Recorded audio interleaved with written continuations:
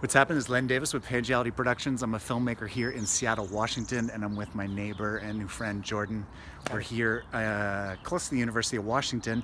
Today's a special spring day. What do we got going on down here? We're gonna hive some bees. I've been keeping bees here in my backyard for about 20 plus years, and the hive that I had did not make it to the winter, so I went and bought a new colony, and we're gonna put her in. Put them in. Yeah. So tell me just a little bit of background. What led you to want to do this and/or sort of tell me about the activity slash joy of beekeeping? Yeah. Well, so it started. I read this article in the Whole Earth Review back in 1995 or something by Kevin Kelly, who went on to start Wired magazine much later. But at the time he was editor of Whole Earth Review, and he wrote this article about the hive mind. Hive mind is this idea that a colony of individuals behaving according to a very simple rule set can manifest an intelligence that's beyond that of the individual.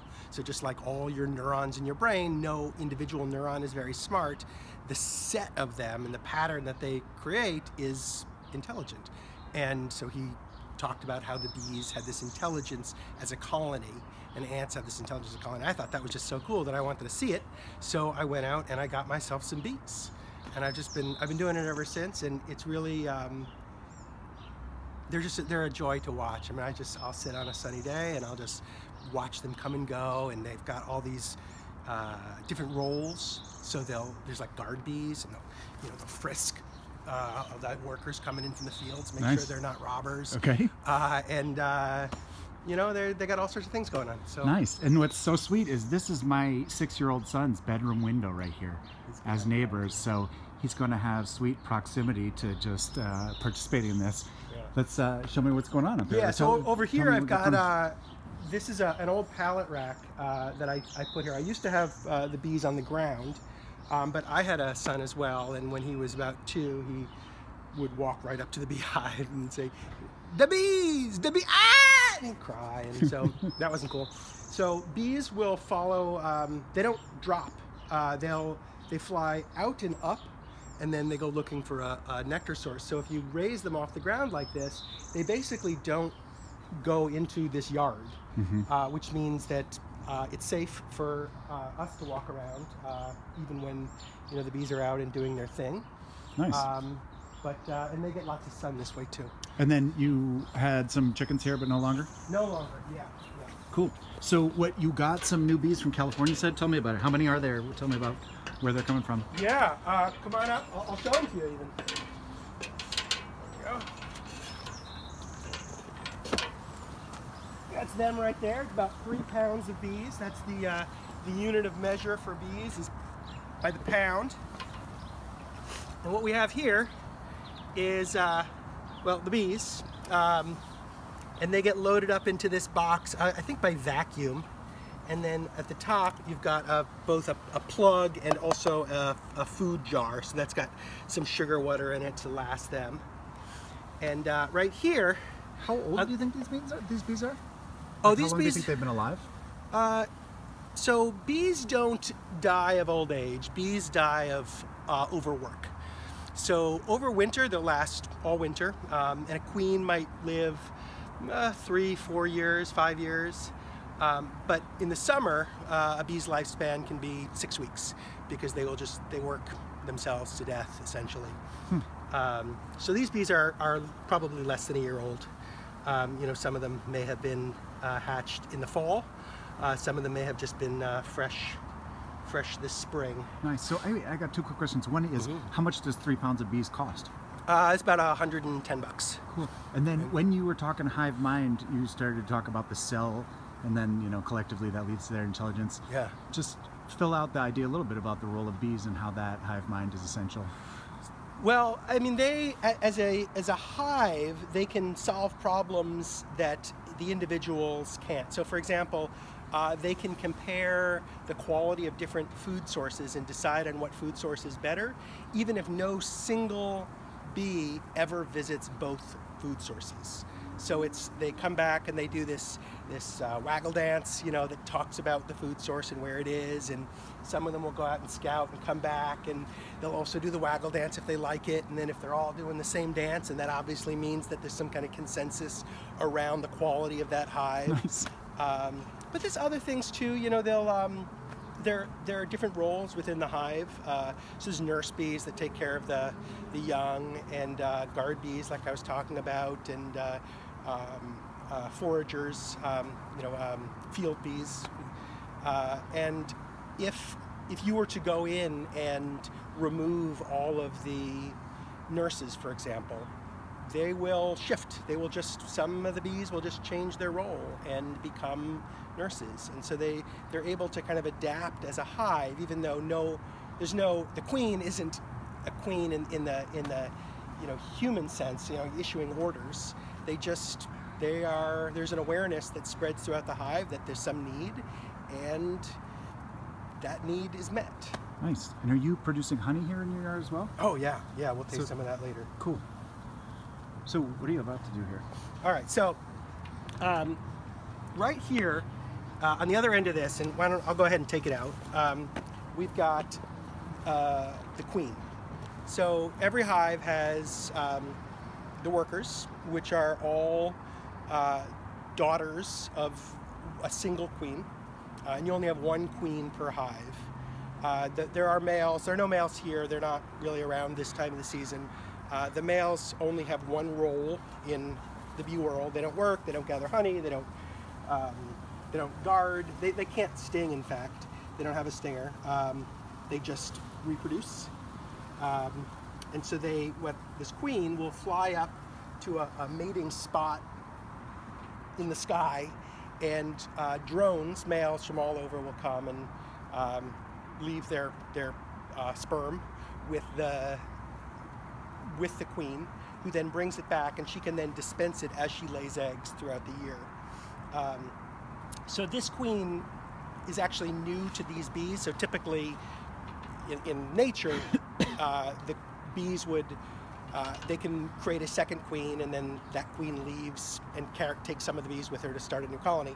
In this case, some bee farmer has bred a queen and then put it in with these other bees. So because this queen didn't come from this set of bees, these bees would kill her if they got to her right now. So she's actually in her own little protective section, yeah. And so we'll take a look at that in a moment. Nice. So what I'm going to do is I'm going to take that out, and I'm going to nestle it down into the hive. So because these bees, if I just dump them all out and the queen would fly up, and she would go say, okay, let's go find a place to live, and it might be over there, it might be over there, it might be over there. I don't want that. I want it right here. So we don't let her out right away. Instead, what we do is we leave her in her little cage, put the cage into the hive, and then we dump all the rest of the bees in. Queen can't leave because she's in a small little cage. Rest of the bees won't leave because their queen's not leaving. And then about a week, I release the queen, and by then the bees say, hey, this is our home. We've been here a week. Where is she now? I'll show you. So she is right here. Okay. So what I'm going to do is take this can out. So this is the plug, and very gently remove it. And then I'm going to remove the queen. And then I'm going to put the plug back in just because we're talking. Cool. Wow, she's got her own little micro isolation chamber. You got it. Come on. And they already know that she's... There we go. Okay. So she's in here. I don't know if you can see her. She's darker. So this is she's called a carniolan. There are a few different kinds of bee species that we have in the States. These are from an area of I don't know, Russia or Balkans, something like that. They tend to be well adapted for the Pacific Northwest, so that's why I got that particular kind of bee. So she's a little darker than your typical bee. These other bees are probably Italian. You see how yellow they are? And so what I'm going to do, so I mean, take a look in there. So see how she's got that? She's in there, right? And then there's a little cork at the end. So she can't get out. Oh, nice. So I'm going to take that, I'll put it right here. Right, don't let it drop. Now, just take it and I'll Hive tool go. Let's see. No, just get bored without it. So these are this is last year's comb. They've kind of built it out. It's a little got a little mold on it from over winter, but they'll clean it up. So I just tuck this in here so that she's part of the hive. How do they know she's there? Is it smell? Smell. Is it... Yeah. And now, I'm just gonna dump them out. So they're not going anywhere. Wow, fresh.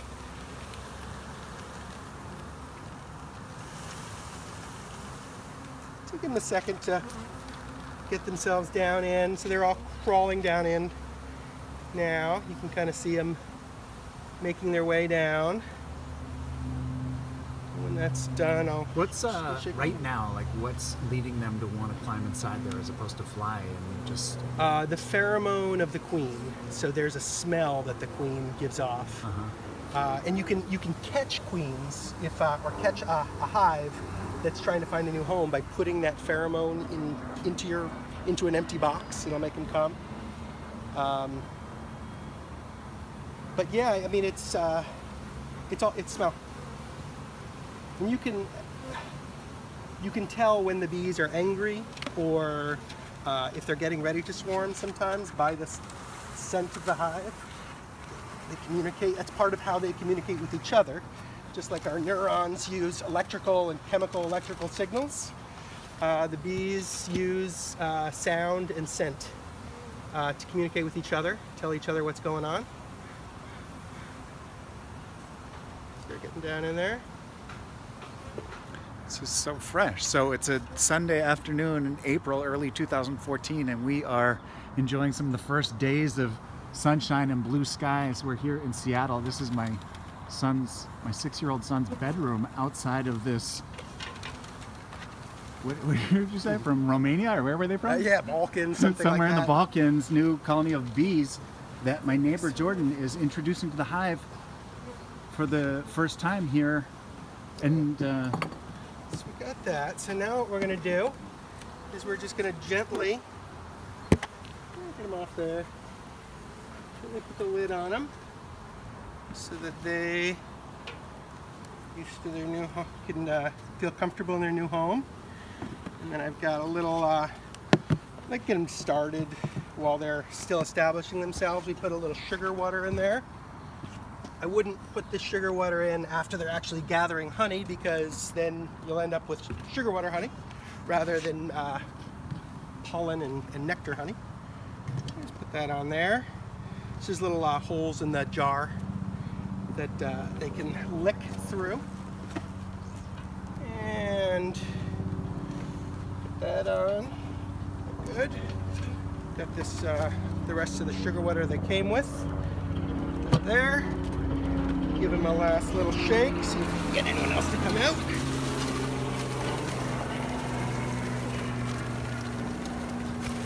And the others will make their way out over the next day or so.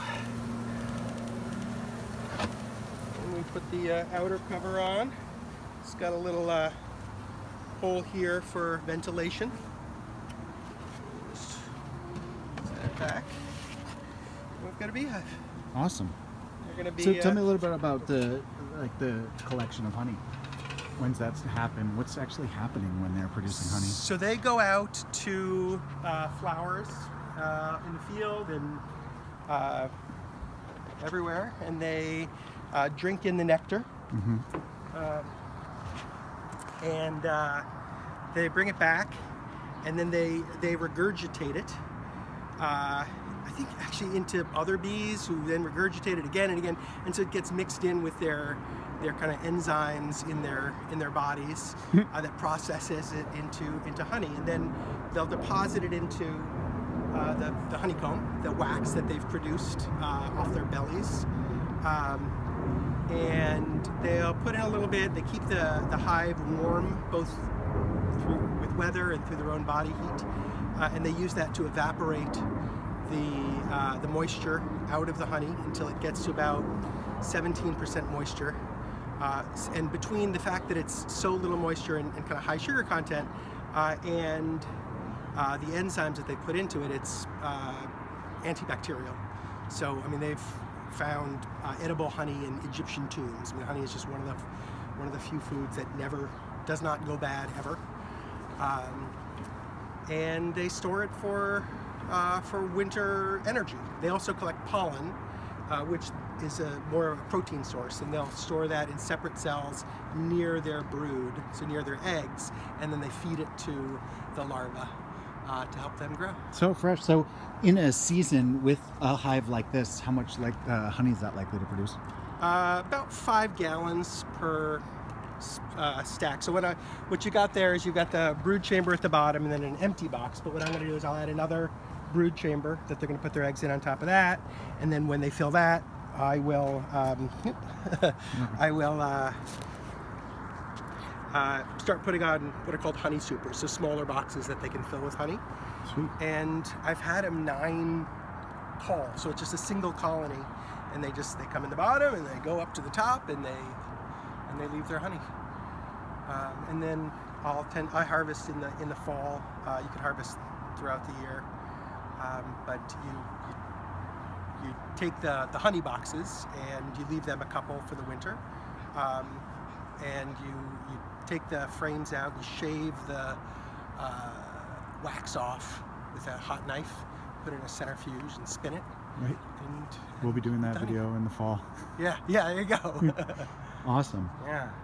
What's it like just being an urban beekeeper? I mean, now that you've been doing this for years, clearly it's something you enjoy. Yeah, I mean, it's just a ton of fun.